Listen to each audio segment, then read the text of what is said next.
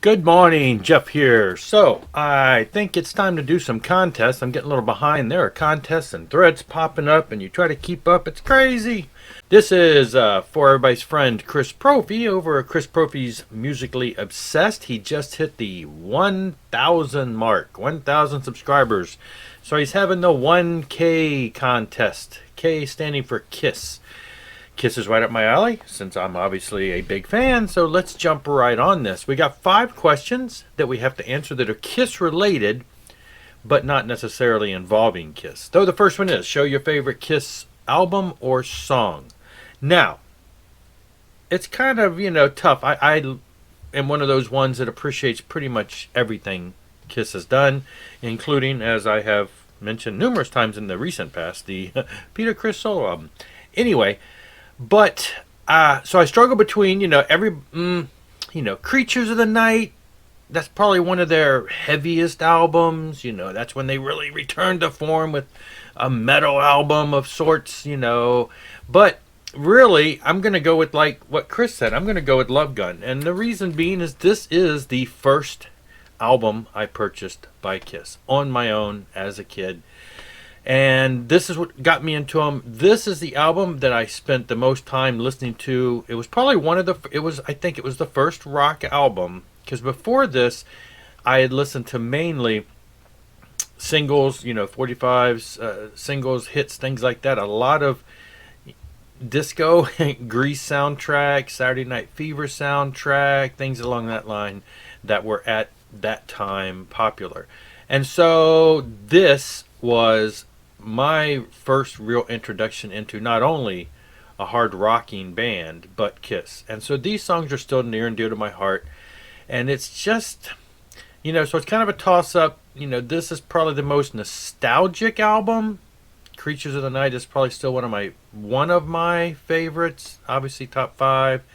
Rock and Roll Over would be another one in there because all of those songs were staples to the live show still, So anyway, but we're going to go with this because that's what it is today. And it usually leans that way. Number 2, show a song title with the word Kiss in it. We're going with Dokken's Back for the Attack. First track on this album is Kiss of Death. First track on side 1. Great song, great band. Kiss of Death by Dokken. Number 3, show a different band with a member named Peter, Paul, Gene, or Ace. Now, I looked up through my collection to see if I had any that had Ace in it. That's a really tough name. Could go with his, real name, Paul. But we got a Paul already.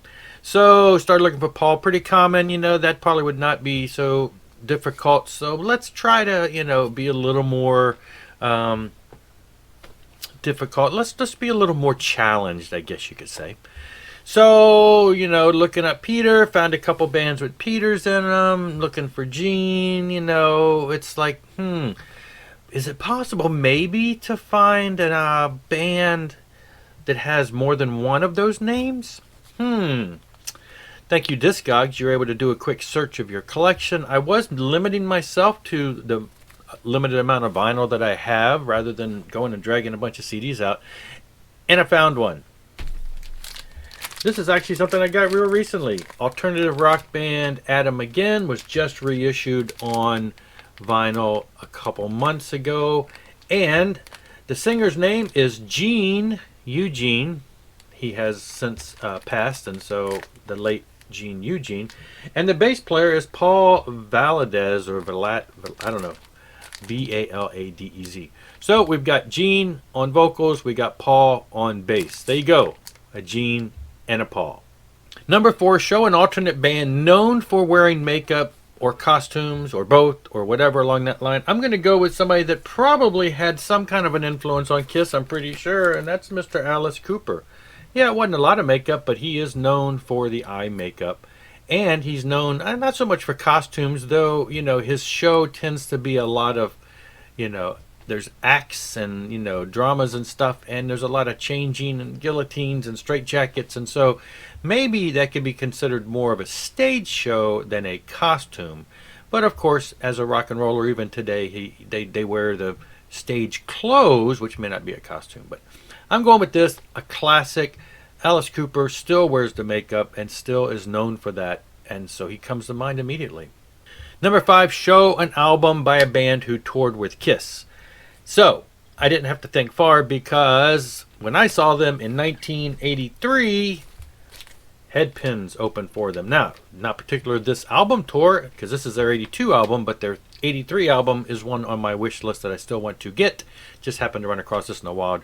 So I remember right in front of the stage for that tour, right there at the barrier, and I remember looking up and seeing Darby, the vocalist for this, and as any young teen boy would do, she was just like, oh, angelic. Amazing voice, hard rocking band, very, just amazing, and not too hard on the eyes. And so it made an impression, and I really enjoyed the band. Ran right out and bought this and probably the other album that was the one at the time, and have really enjoyed them. And so yes, I do need to get the other album now again on vinyl, so that's on my wish list. But this, Headpins toured with them 1983. All right, and that's it for the Chris Propfe Musically Obsessed challenge/contest. Congrats on the 1,000. Anyway, thanks a lot, Chris, for having the contest. Congrats again, and I will see you later. Rock on.